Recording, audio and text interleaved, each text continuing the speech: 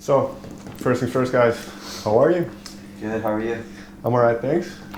So, before we talk about the new record, I want to jump back a little bit to straight after Supermodels, after going through that whole tour and it dwindling down a little bit. What was the mentality? What was the feeling in the band at that point?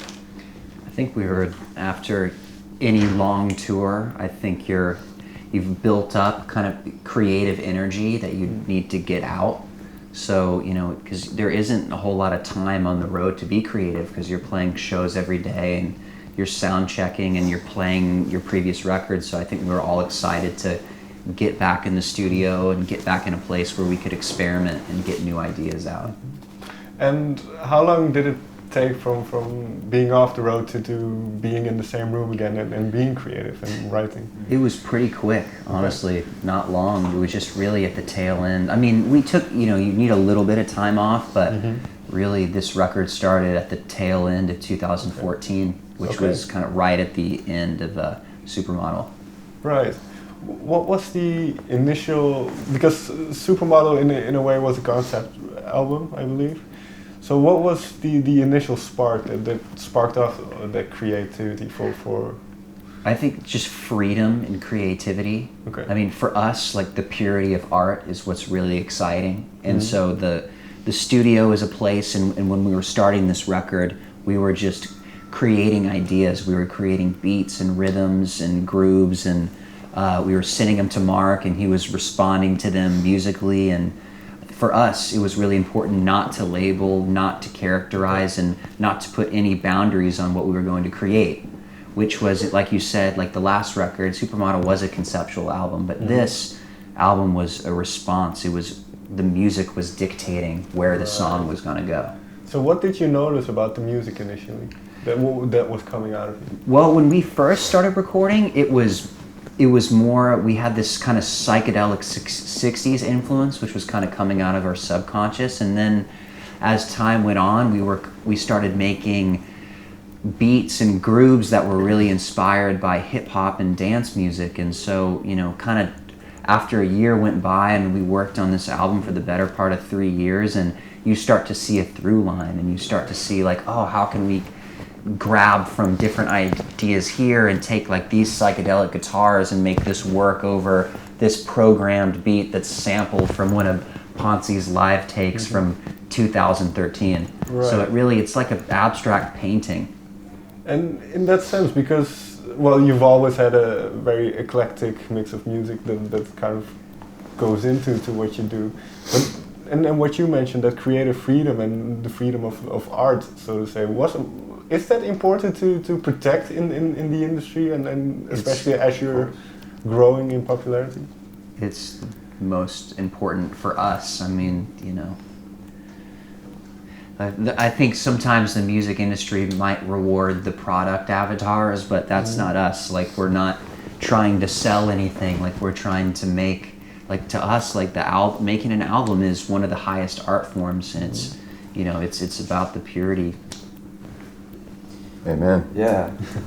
I mean, it shows just the album, the way like the album sounds. Like there's just so much love and like attention to detail and just a lot of like blood, sweat, and tears like into it, because I think everyone really takes being creative and having like a great product like seriously, and you just can't rush that. Right. So initially there was no time limit set or anything.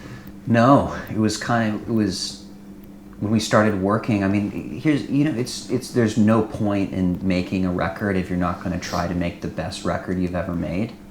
And to make something to us that's a monument, that's lasting, that we can stand behind the rest of our lives, it's a journey that you have to go on. And so if you define, say, oh, we need to, a record needs to come out in 6 months, you guys are real hot right now. It's just, there's no point for us to do that. Like, we needed to take our time to be methodical, to express our ideas in a free environment, and then at the tail end of it, really understand and connect the dots where we were trying to go and sequence it all together.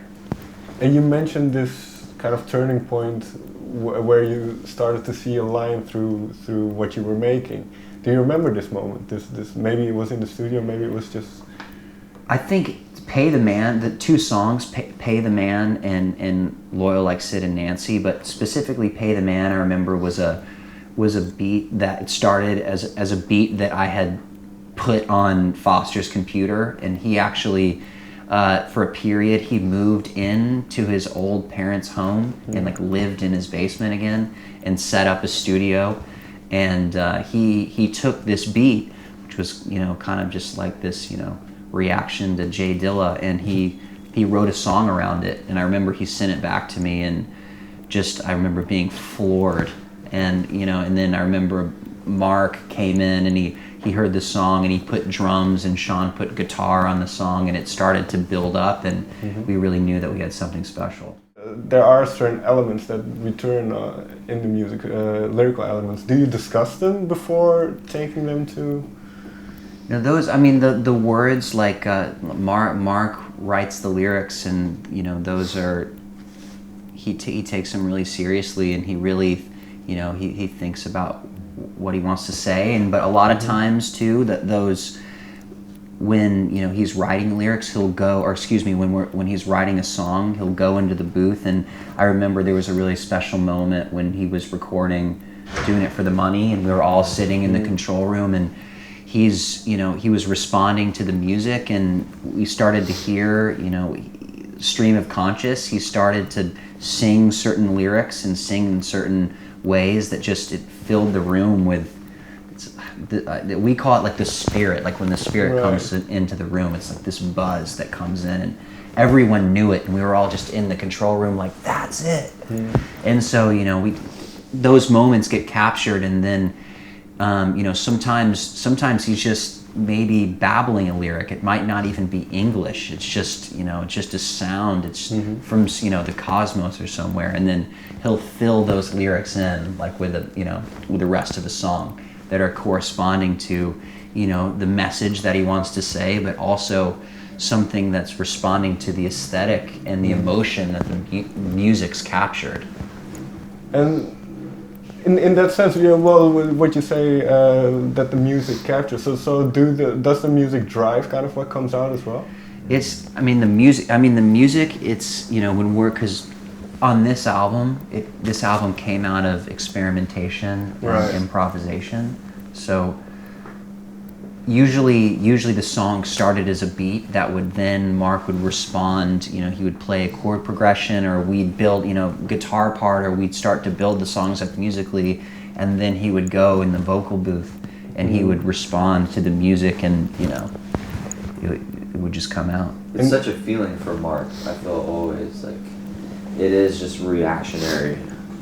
I feel like so many times it's like, first listen, sometimes it's like, and then another listen to something else, it's like, oh my gosh, like this light comes on, and gets excited, and he's hearing so many things, saying so many different things. Like, it is a reaction for sure.